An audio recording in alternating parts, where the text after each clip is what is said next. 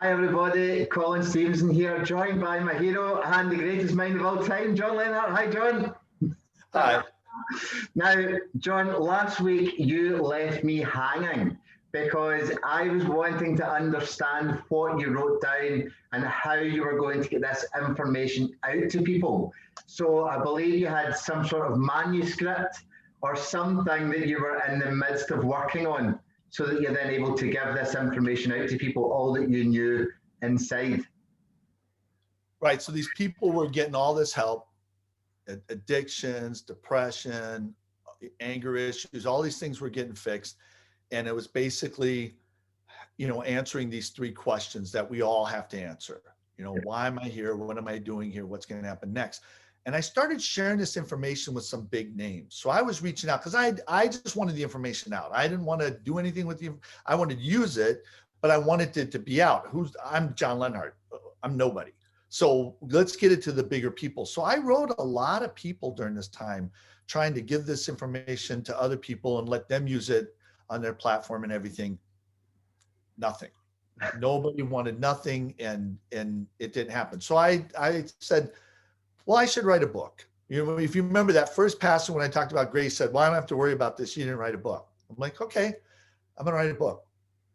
And I took the Atlas notes and I used that as my template. So I would take one of the Atlas notes, cut out the things that were particular to the book, but I had a lot of discussion in there and teaching, and then I'd build a chapter around it. Nice. So the manuscript was kind of half my Atlas notes and half what I'm learning from the Bible. Right. Okay. And it turned into this massive situation because Atlas Shrugged is 30 chapters. It's in 3 parts, 10 chapter parts. And in 3:1 and 3:2, so the 21st and 22nd chapter of that book, they have a description of heaven that matches the Bible's description and nobody else's. These 2 books are following the same story. They have the same description, and they explain this kind of eternal plan. And what I realized was, because I'm still modeling the mind and the brain, how is our brain able to be happy eternally? And that's the biggest question ever. So just to go back 2 steps here.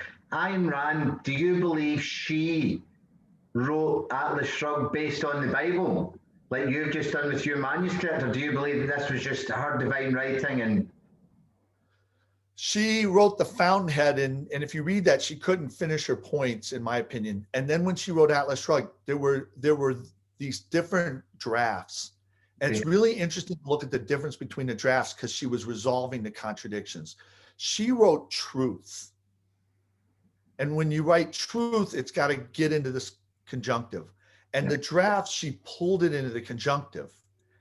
And the story around the truth is the same story around the Bible, because the Bible is a story. The Bible's not a textbook. The Bible's not a list of rules. The Bible is a story. So both of these books, the 1991 Library of Congress said both of these books were the 2 most influential ever written. Bible number 1, Atlas Shrugged number 2. The reason why is both of them are stories, and both of them are the same story because they're identifying the same truth. Yeah. So when looking at that, how do you design a brain? Now, if you design a brain that the greatest happiness you're going to have is conscious. Yep. Then once you have that greatest happiness, you're never going to be able to happen again. Because remember, I learned from the habituation that your brain zeroes out the experience you have. Everything physical we experience gets lessened. So once you have the greatest experience, there's no reason to live. You kill yourself. Or you can say the greatest experience is in front of you and you'll never experience it. Well, what's the point of living? And you'll kill yourself. Yep. So everybody's model, and all these psychologists model that the brain is all conscious, and it's all like a computer, and you experience the greatest in response to this physical thing from the outside, would lead everybody to kill themselves, which is why a lot of people have these mental issues. Yeah. The only way to have a brain be eternally happy is that it has to focus on an intangible and a qualitative measure. So everybody's out there talking quantitative and physical, and Atlas Shrugged in the Bible are talking qualitative and visible. So if you bring out more of your uniqueness, you can have the greatest experience. And if you remember from the habituation, I'm smelling fully what the smell is, but I'm only experiencing 60% and I'm fully happy. Then when it's 70, I'm fully happy. If you understand that the brain is unconscious, you can be happy eternally. So understanding these two goals, because Ayn Rand's whole goal was, she said, your happiness is your only moral responsibility, and to express your happiness. And it's about getting your uniqueness out. Two people will never disagree if they get their uniqueness out, because we both don't want exactly the same thing. Yeah. So I'm sitting here putting this all together. So I'm modeling the mind and the brain, and some of this stuff is coming off. And I'll tell you a real quick thing, because once I understood this model from the mind and the brain, and then I went back into the Bible specifically identifies exactly how the mind and the brain work. And I'll give you an example. The tabernacle in the Old Testament is a physical representation of the unconscious, conscious, and the mind. It's physically, dimensions, everything. It's all right there. It's all explained. It's clear as day. I know a church that walks people through the tabernacle and teaches them this is how your brain's actually working. And it's exactly the same replica. There's all these things in the Bible that blatantly describe how the mind and brain works. And I saw that once I understood this plan of eternal happiness, and once I understood what kind of brain it would take to do that. So now I'm writing this manuscript, and I have this manuscript done. And it's time to take it to somebody, an agent. So I call up my buddy Gordy. Gordy, at this time, I believe he was a teacher, a professor at USC Film School for script writing. He'd won a script writing award. And I said, Gordy, what do I do? And he goes, you get an agent. And he helped me figure out how to get an agent. I wrote letters. I got an agent. Agent read this. He goes, you're calling this modeling God. There's no drawings. So he helped me do some things to the book, get it together. And he goes, this is amazing, John, this will change the world. And he went to all the publishers, and he came back and said, these people don't have a good heart. These Christian publishers don't want to publish the truth. They want to publish stuff in line with what they've been saying that's flawed, or they want to publish something that somebody has a platform and is famous. Yeah. He's like, none of these people are good people. And he stopped being my agent. That's mega. So you've held on to this for now since 2002, 2003, is this roughly? Well, this is 2004 was when I went with the agent. I got my second draft or third draft done, able to be pitched. And 2004, yep. How did that make you feel when they said, you're right, but they won't take it? I wanted them to say I was wrong, and here's why. So this burden would be off me. Yep. But to have the agent say, you're right, they're wrong, and they're bad people, made me go, I have to get this out. And at that time in 2005, I ended up living out this book. One thing I want you to realize, I didn't like the book I wrote. I wrote this book like I believe Ayn wrote Atlas Shrugged. I just started on this is God's nature, this is salvation. Now, what are the implications? And I had 3 books worth of material. I wanted to break off what I could defend. So this was going to be the first of 3 books. I broke this part off, Modeling God, and I wanted to get this out. And I wanted somebody to tell me why I was wrong, so I wouldn't have to get this thing out. Because as I was writing it, the truth leads you to things I wasn't even doing. People go, oh, you think you're so great because you wrote that book and you love that book. I hate this book. I hate this book I wrote because, and my unconscious made me live out that book. And so in 2005, I finally learned empathy. Again, you said I'm not a compassionate person. I'm not as a administrative teacher, but my unconscious made me live out this book in 2005. I went through a lot of stuff, a lot of changes, a lot of things going on and I learned empathy for people. And I was like, this is brutal. This thing is brutal. The truth is hard and it's brutal. Yeah, the truth is hard and it's brutal. And I have been a compassion server. I've lived my life according to that and been shot down or disbelief or whatever. And it wasn't until I met you 2 years ago and doing exactly what we've been just discussing through this episode and the last episode with the intangible drivers, based on the model, based on all the manuscript you're talking about, that I'm able to then go and deliver that.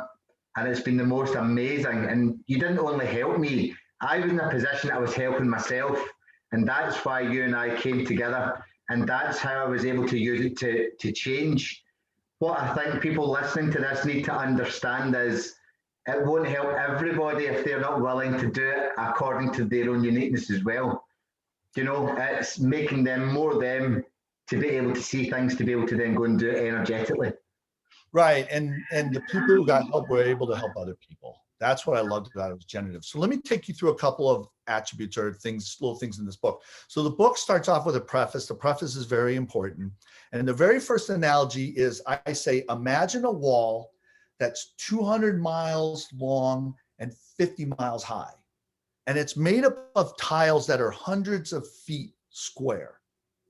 And you're standing, arm's length from a tile and the tile's red. Well, you're going to think the whole wall is red. Yep. And there are people who say, in order to understand this wall, I need to step into the wall and analyze it and do all these things and get even more detail in the wall. What happens is if you step back, you start to notice, hey, this wall, this tile's just red, but there's a blue tile next to it. The whole wall isn't red, just this part of the wall is red, that part. And you start stepping back and you start listening to people walking up and down the wall, and you start hearing them describe the wall differently than what you described. Like, well, they were that way? So now you're like, I need to get further back. And there comes a point when you get far enough back and you start looking at the wall, it's going to give you a headache. And I don't know if you've ever done this. I'm trying to think, it was Oklahoma City. I was walking through that airport and there was a mosaic on the wall. And I noticed that if I got really close to it, it's just a bunch of tiles. And if I got really far away, it's a cowboy, on a horse. But if I got halfway, I was getting a headache. And when you get halfway, you got to make a decision. You either get closer to the wall so that you can see the tiles, you get further so you can see the picture. And as you back away from the wall, everybody hits this point where this is uncomfortable. I don't know, I don't see tiles anymore, but I don't see the whole picture. And I think I'm going crazy. I don't know anything anymore. That's the big decision. Do you walk further away from the wall or you walk towards it? If you walk further away from the wall, you end up seeing a picture, and all of a sudden you start seeing a fish.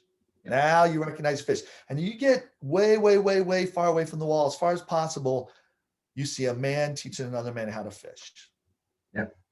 And I said, this book is going to take you away from the wall. Synthetic systems thinking. I didn't even know I was doing it. By my very first analogy was, I am a synthesis systems thinker. I don't think anybody else is this. I didn't know about ACOF at the time, but that's what this whole book is. This is going to be the opposite of everything you're used to. We're going to back away from the wall and we're going to look at the whole picture before we start going forward and analyzing it. So that was the first analogy in the preface. So moving on from this, when you found out you were a system synthesis thinker, did you feel that it was now, this is what you had to apply to everything that you'd learned? So because you were naturally at it, is it now something that you could do on purpose to be generative? Yes, I was always doing it, but having to write this down, it made me, unconscious, whatever you want to say. That was the analogy I wrote. That's the first analogy.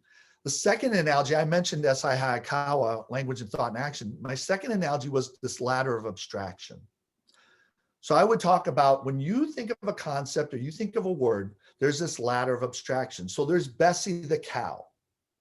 If I say Bessie, that's the bottom rung. When I say Bessie, you know it's Bessie. A level up is cow. Bessie is a cow, but Elsie's a cow too. When I say cow, I could mean Bessie, I could mean Elsie. Up from that, farm animal. There's other farm animals. Up from that, you could say asset. The farmer has, that's an asset on the farmer's farm. So when you talk to people, when you want to be inclusive, you move up the ladder of abstraction. All these politicians talk about love and peace. Are you going to say no to that? No. What do they mean by love and peace? I don't know. It's not a definition. Right. Well, then you got to bring them down. Yeah. I said, this book is going to bring all these words to the bottom rung. And I saw the ladders in a circle. And my point, what I noticed was when somebody tried to talk about a certain topic, let's say faith, if they were at the third rung and someone asked them about something like grace, that, well, faith, what about grace? They could not talk about grace at a lower abstraction. They had to go up, same or up. And then it kept going. And that's why when people talked about something after 10, 20 minutes, you get so abstract, we don't know what we're talking about, the conversation's over. Then you got to start on another ladder. Now I know those are dendrites. But at the time in the book as ladders, these are dendrites. One of the things is when people read Modeling God, they could talk about a topic for 2-3 hours. There's no way to shut them, to stop talking, because they had everything at the bottom rung, and you could make it all the way around the circle, all the topics, all the doctrine, everything. And if you're at the bottom rung, it all completes itself. And that's how I knew this was right. This what I'm writing about, all these topics are at the bottom rung. They all complete each other without contradiction. And that's what I was challenging people to do, because one of the examples I have in the book is the Henderson 4000. And I used to do this. I used to stand up and do this. I used to go to colleges and do this all the time. I'd say, Colin, you know what? My life has changed so much since I got the Henderson 4000.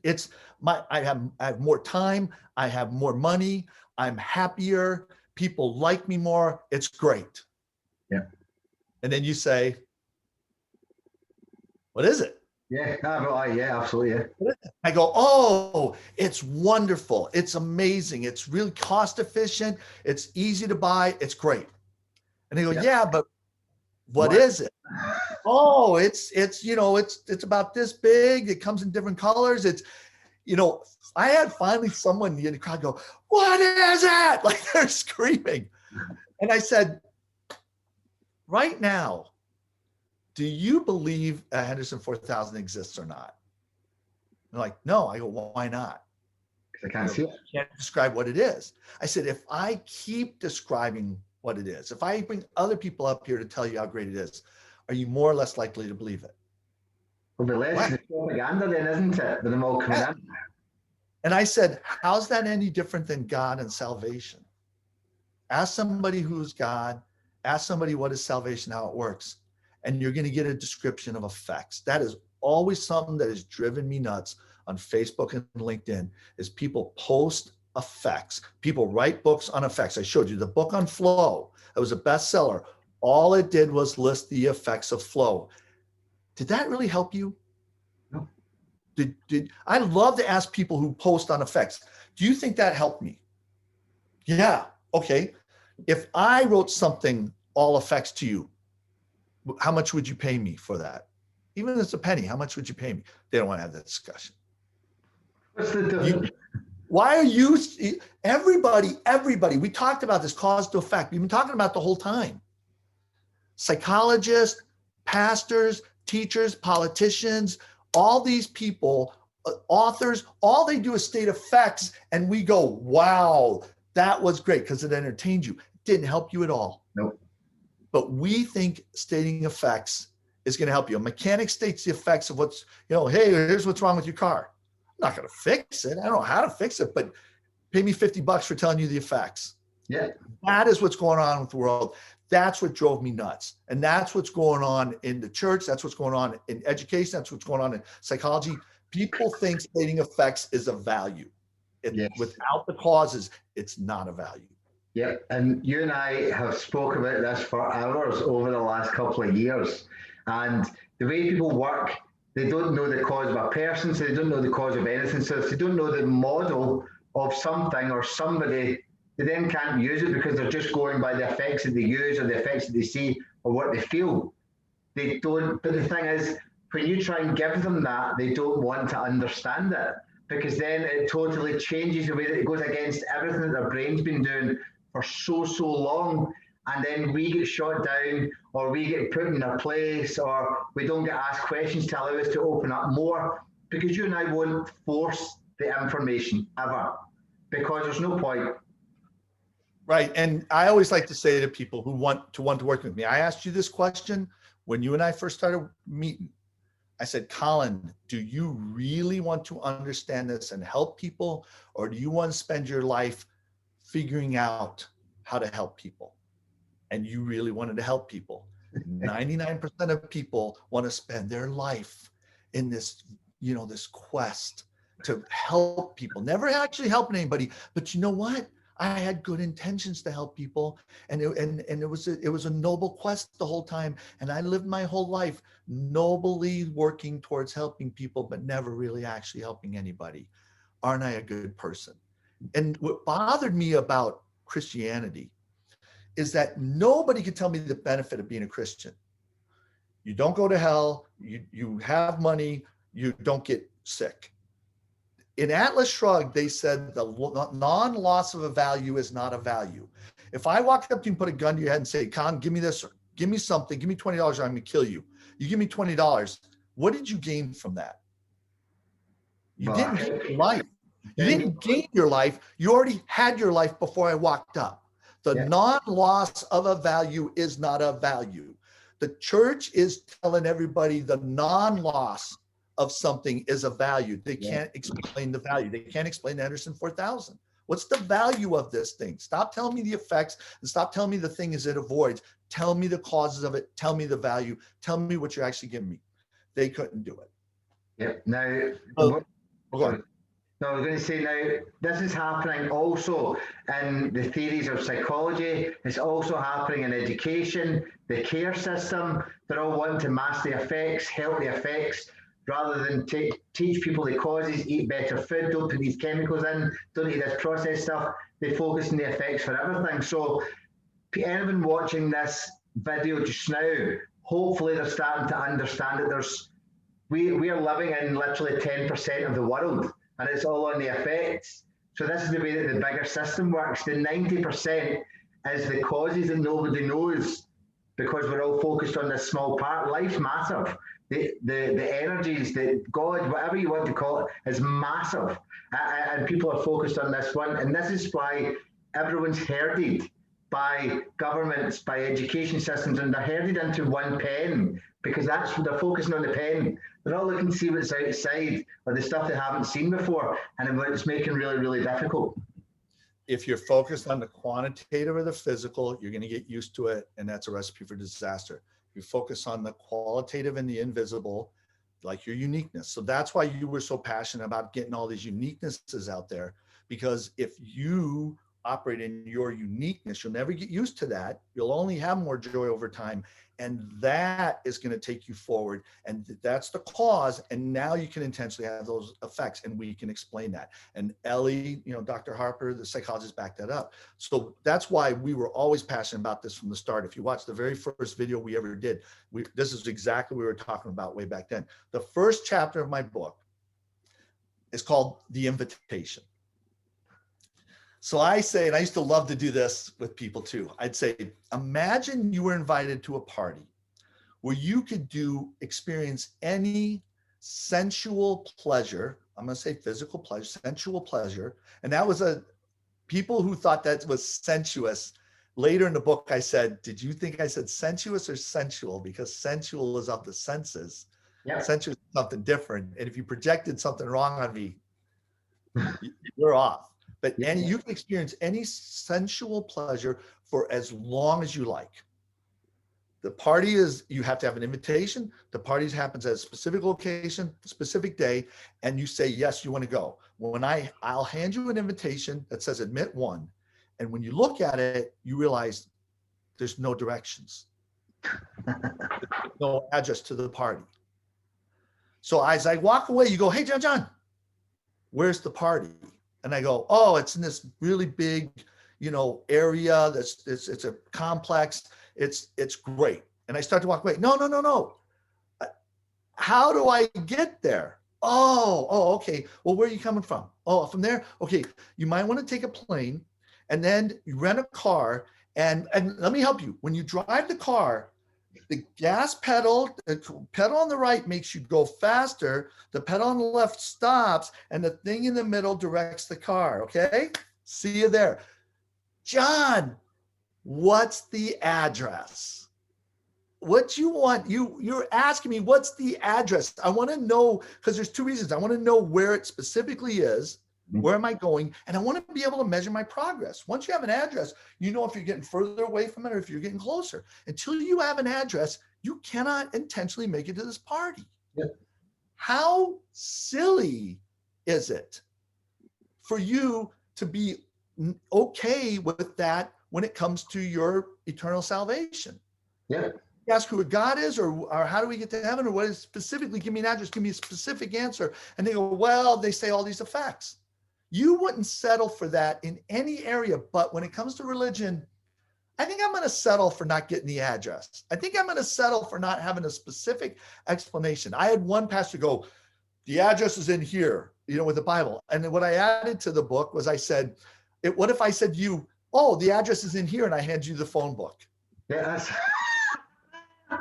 brilliant. Now you're happy? Brilliant. So that's how the book starts off. It's an unconscious confrontation. Why would you not be satisfied with this approach in every area of your life except your religion? Yeah. Most people wouldn't even consider answering that question because they just hurt themselves, and they'll close up and they'll leave it, or they'll close the book, or they'll do whatever it takes not to answer that question. So when it came to writing the book, I realized, I thought my dad's teacher perceiver. I'm going to show my dad this book. And teacher perceivers, the way they attack everything is the first thing you say is wrong. So if you try to argue with the teacher perceiver and you go, well, the sky's blue. The sky's not blue. It's $10 effect. You're wrong. That's how they argue everything. The first thing out of your mouth, they want to discredit, and then they can relax. Yep. I'm like, how can I write this book in a way that you're an idiot if you say it's wrong? And that's where I put the 4 principles. So the 4 principles of science, the 4 principles. And I always tell people, if you don't believe the 4 principles are true, show me an instance where they're not. And listen, I really want you to be right. Because if one of these 4 principles doesn't work, we can be billionaires. The laws of the universe won't exist at whatever location you're pointing out, and we can be billionaires. So I want you to be right. Show me how it can be right. But the book starts off with these 4 principles. And I like to say, if you've ever taken a rental car back and it says, once you drive it over those spikes, don't drive backwards. Yeah. Once you get past the first 5 chapters of this book and you learn all 4 principles, if you try to back out of this book, it's going to rip you up. So you're talking about the trap. The trap is the first 5 chapters. When you read the first 5 chapters, your unconscious goes, that's truth. And now everything you do to get out of it is just going to wreck yourself. That's amazing. So really what you've done here is you've literally invited, the book as the party as such, you've invited them in, and they'll not get to the address until they get to the end of the book when they realize it's all them. Right. So the party really wasn't going to be answered to the 3rd book. Yeah. Okay. So, but that's the goal, there's this whole party analogy. I printed these manuscripts. I gave them to everybody. I wanted people to show me where this was wrong because I wanted to not be under this responsibility. I felt like I had this truth. It was helping people and it was weighing me down. And I wanted to be wrong. That's one of the reasons why I was as soon as someone said this is wrong, I'd be like, great, what is it? People said, tell John what's wrong. They go, no, he really likes being told he's wrong. So there was over 200 revisions to this book, and all it did was show me this thing was right, because nobody had this catastrophic failure thing. It's you'd be better off saying this, this. And I'm like, you're right, I'm wrong. I mean, over 200 times I had to go, you're right, I'm wrong. And that's fine. That's growth mindset. So I was doing all that. And again, this book addressed these three issues. I'm giving the manuscript out. People are reading the manuscript and they're getting off of the antidepressants. They're getting healed just reading the manuscript. So at that time, I went to a church. I started going to a church that was this emergent church. So I don't know if you're familiar with those are, but basically it's a church where it's like, hey, we're just going to sit, we're going to tell stories. And it's really to help people who have been hurt by church. Okay. So I'm going to this church where all these people have just been hurt by church. They have all these addictions. They have all, like, these people are all hurting. They're a mess. And I get to know the pastor and I show him this manuscript and he has me start teaching it in that church. Wow. And the church was already kind of booming, but I started teaching it and the church just like it goes from, and the church met in a bar. Really? Sunday morning, they would meet in a bar, and these people are just burnt out on church, but they still want community. And I was helping all these people, and this thing grew to like 150 people, like in 7 months. Just wow, it grew. At the same time, this is about 2006 now. I found a guy who was a publisher. He had been the editor of many Christian magazines. He started his own publishing company, and he said he wanted to get books out that the regular Christian publishers wouldn't publish because he knew they weren't publishing the truth. That's amazing. Okay. I submitted my manuscript and it got rejected. And they had some points to make, which is great. There's some things that need to be fixed. I wanted to hear the catastrophic fail. They're like, nope, sorry.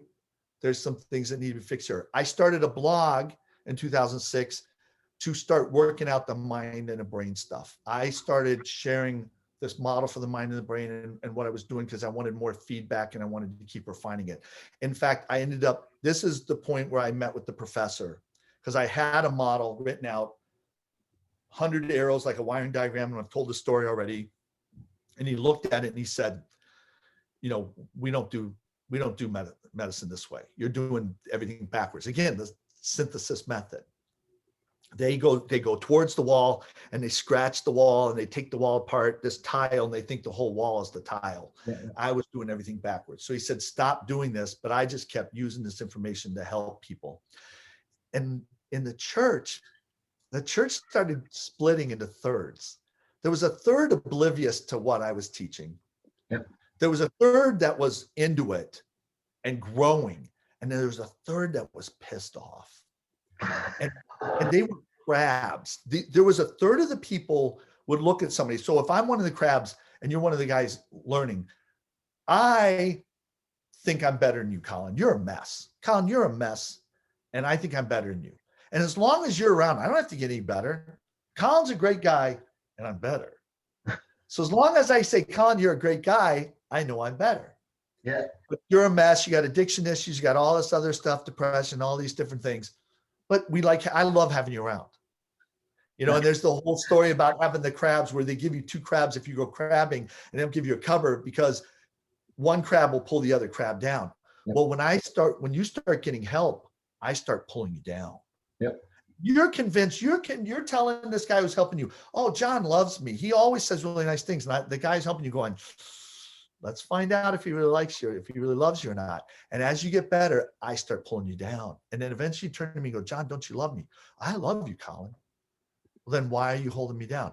Well, I'm just concerned. This guy is helping you. And I don't think this is it's like now I'm upset. I'm going to be the Colin of the group. Yeah. My goal is to keep you the Colin of the group. I can't convince you. So I start attacking the guys helping you. So now I start telling you that guy, I think he's a cult leader. I think he's, into witchcraft. I think he's into all these other things. I'm just going to make all this stuff up. So third of the group starts doing that. And I told the pastor, look, I don't want to cause any problems. Thank you for the time. This really helped me refine it. It helped me. I got to see how much it helped people. I'm just going to step out of this. So that summer, 2006, I stepped out. And I kept working on the book and working on the manuscript. And I stepped out of that church. Everything was amicable and stuff. And I ended up resubmitting it by the end of 2006. And they wanted to publish it. Yes. So we're going to talk in the next one about it getting published. But I will tell you, the last thing I will tell you is I dedicated the book to my dad and my grandma. Nice. This is where it all started, watching the conversations, the understanding, the nurturing of you, which is absolutely beautiful. And I will say to you that I have dedicated my book to my mother and my kids because, again, we've all got to do it. So it's magic. Thank you, John. And I'm looking forward to hearing the next one because I have a feeling it's not going to be as plain sailing as what I would hope anyway. So I'm really looking forward to seeing it. So thank you very much. I'll speak to you soon. Bye.